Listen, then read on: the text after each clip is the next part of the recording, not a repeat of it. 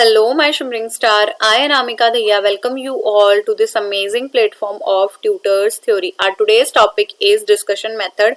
इसमें हम जानेंगे कि discussion method होता क्या है, बच्चों को कैसे चीजों के साथ डिस्कस करके भी हम नॉलेज प्रोवाइड कर सकते हैं, बच्चों के व्यू पॉइंट हम ले सकते हैं. So discussion means changing of views on a topic.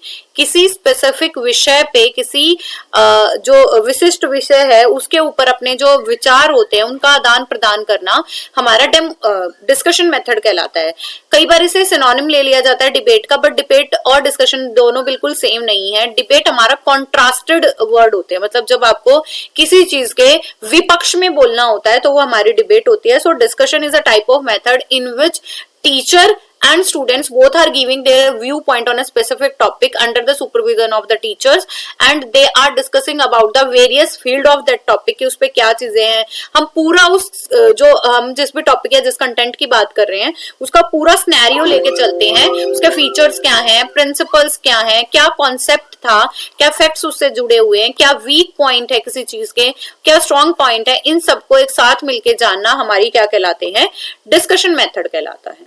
The teacher or the group of leader may or may not be participate in the discussion. Sometimes teacher कर भी सकते हैं और टीचर्स ना भी करें तो भी ऐसा कुछ नहीं है.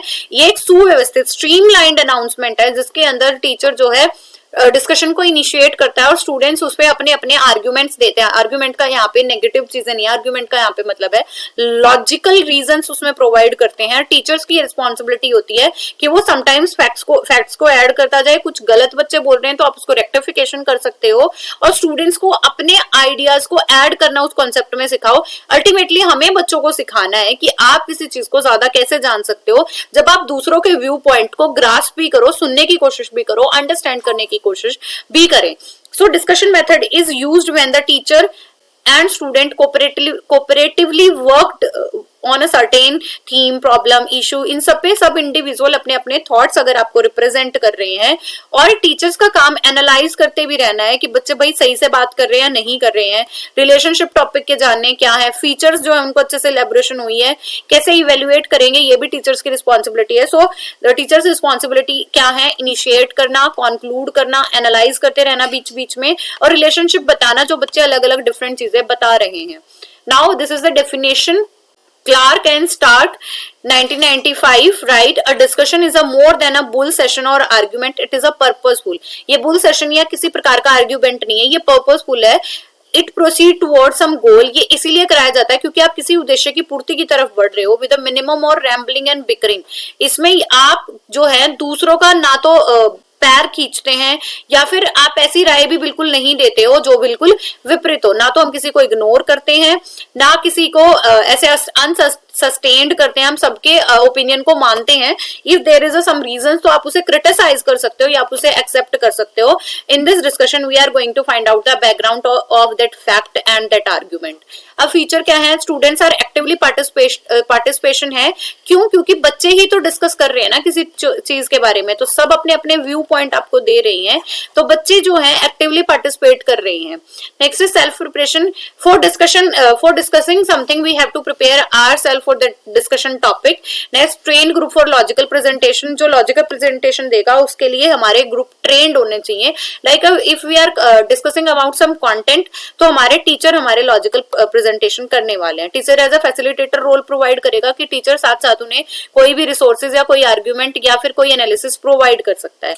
ओपन एंडेड टॉपिक देना चाहिए क्योंकि डिस्कशन कभी भी क्लोज एंडेड पे नहीं हो सकता. ऐसा नहीं है कि आप एक लाइन बोलो, वन लाइन में आपका टॉपिक डिस्कशन खत्म हो जाए. Suitable for the senior classes. छोटे बच्चे ज्यादा डिस्कशन में पार्टिसिपेट नहीं करते हैं, बच्चे बड़े बच्चों के लिए ज्यादा सुटेबल है because they are at their reflective level. तो उन्होंने अंडरस्टैंडिंग तो पहले ही कर ली है, आप बस उस अंडरस्टैंडिंग को वो शो कर रही हैं. Physical setup is also needed कि अगर आपको डिस्कस करना है तो you have to sit around the round table, या आप कैसे एक दूसरे को फेस करते हुए चीजों को बोलोगे. टीचिंग प्रोसीजर क्या है, प्री डिस्कशन और कंक्लूडिंग द डिस्कशन. ये हमारे दो पिलर्स हैं. इनके बीच में आपको क्या करना है, first of all the teachers responsibility to start the discussion and the main discussion session, कि आपको मेन डिस्कशन सेशन में करना क्या है. तो इससे पहले आप एक्सप्लेनेशन बता देती हूँ. प्री डिस्कशन फेज में आप क्या क्या करोगे एज अ टीचर, आपको अपना कंटेंट चूज करना है. उसके लिए आपके मेंबर्स क्या होंगे, दैट कंटेंट भी अकॉर्डिंग टू द एज, मतलब ऑल साइकोलॉजिकल मैनर जो है आपके उस बच्चे का उसके अकॉर्डिंग होना चाहिए. आपको जो इंफ्रास्ट्रक्चर है, जो हमारी बाउंड्रीज हैं जिसमें आप डिस्कशन कराओगे उनका सेटअप पूरा करना है, क्या क्या मटेरियल रिक्वायर्ड है वो हमारे वहां पे रखने चाहिए, और टीचर्स को भी थॉरो नॉलेज है या नहीं। कंक्लूजन करते वक्त आप फॉलो अप ले सकते हो, आप रिपोर्टिंग करा सकते हो, एनालिसिस करा सकते हो। नेक्स्ट आते हैं starting of discussion. This is the paradigm in which a teacher have to initiate that discussion. आपको डिस्कशन को इनिशिएट करना है, मतलब we have to just put some kind of, हमें चिंगारी दे देनी है और वो खुद से डिस्कशन करने लग जाएंगे। द मेन डिस्कशन सेशन, यहाँ पे सब अपना मिलजुल के कैसे पार्टिसिपेशन दे रहे हैं, that is totally depend on the main discussion session. इसके बाद है हमारे types of discussion method. First is classroom discussion, round table discussion and group dynamic discussion. So first is classroom discussion, in which the discussion method is used to discuss in a classroom. So classroom discussion में क्या है, हमारे पास teacher हैं और class के student हैं जिसको बच्चों को किसी भी स्पेसिफिक कंटेंट या स्पेसिफिक टॉपिक के लिए किसी चीज के साथ डिस्कशन करना है। नेक्स्ट हमारा round table discussion. Round table discussion is a type of discussion in which students are sitting around the table and they are discussing about some topics और सम कंटेंट। नेक्स्ट आता है हमारा group dynamics. Group dynamics में आ जाएंगे आपके group can very from the number में भी very कर सकते हैं कि 3 बच्चों का ग्रुप है, 4 बच्चों का ग्रुप है, या we have the number of student in a group. और ग्रुप डायनामिक्स में बच्चों की जो नॉलेज है, this is also can vary, कि बच्चे छोटी क्लासेस के हैं, बड़ी क्लासेस के हैं, कैसे हैं। नेक्स्ट आता है हमारा प्रिकॉशंस। ऐसे कौन कौन सी सावधानियां हैं जो हमें बरतनी चाहिए जब हम डिस्कशन मेथड अपनी कक्ष में यूज कर रहे हैं। First of all, the teacher have to select a suitable topic for the child, for the learner. Second है student to be well prepared. बच्चों को भी पहले से ही वो डिस्कशन टॉपिक बता दिया जाए। They should well prepared on that specific content. Teachers as a facilitator का काम कर सकता है, डिस्कशन में ज्यादा पार्टिसिपेट नहीं कर सकता है, एनालाइज कर सकता है और बच्चों को क्रिटिसाइज या एक्सेप्टेंस दे सकता है और करेक्शन भी बता सकता है।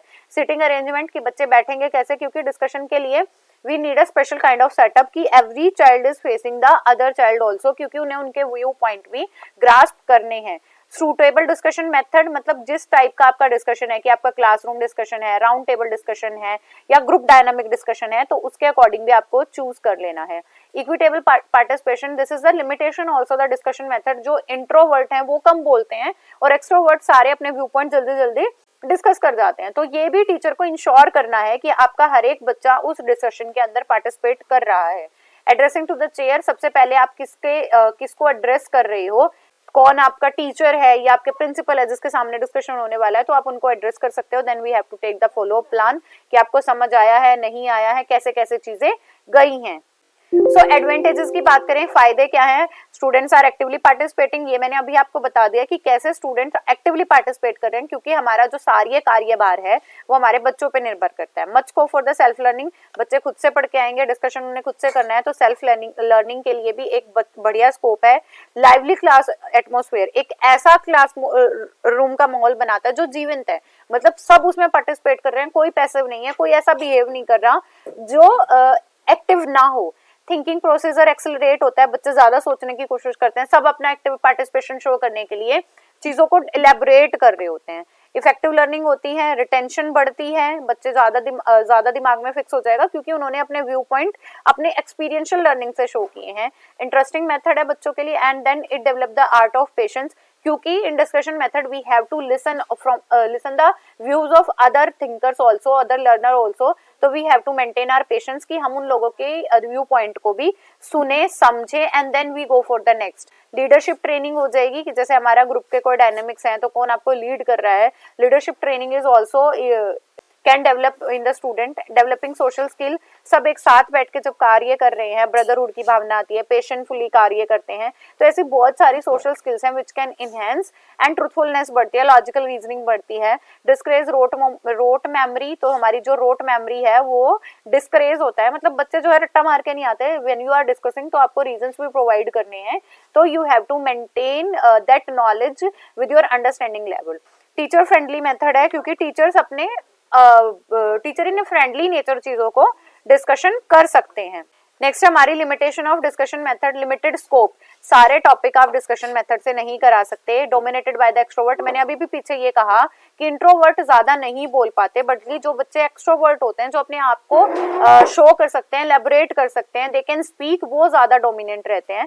लैक ऑफ स्टूडेंट प्रिपरेशन, जो बच्चे प्रिपेयर नहीं करके आते, they are not the actively participating in the discussion method, time consuming, it will cost your teaching time, and discussion कभी भी एक अभी हमने बात करी थी it will be the open ended, तो open ended in also in the term, जब तक आपका टॉपिक पूरी तरह से डिस्कस नहीं हो जाएगा आपको उस पर डिस्कशन कंटिन्यू रखनी है। नेक्स्ट है लैक ऑफ ऑर्गेनाइजेशन, आपकी जो ऑर्गेनाइजेशन है उसका लैक ना हो, मतलब आप चीजों को ऑर्गेनाइज कर पाओ, pre discussion phase, post discussion phase, during discussion phase, तीनों फेज में आपको बेटरली वर्क करना है।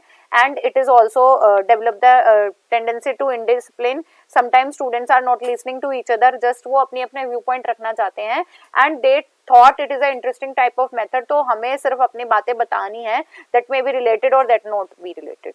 So we can conclude that discussion method is a very good method, but in discussion there are some limitation also, but ये अच्छा है कि बच्चे अगर prepare करके आए, टीचर एज अ फैसिलिटेटर काम करें, तो हम ऐसे बहुत सारे टॉपिक हैं जिसमें आप different view point we can take in our classroom and make that topic clear to the students, and by which we can discourage the rote memory, we can enhance the retention of the student, and it will leads to the logical reasoning of the child, क्योंकि बच्चे को अपनी सारी चीजें अपने आप से, और a student can at the reflective level, so he और she can elaborate in terms of some understanding or comprehending the concept.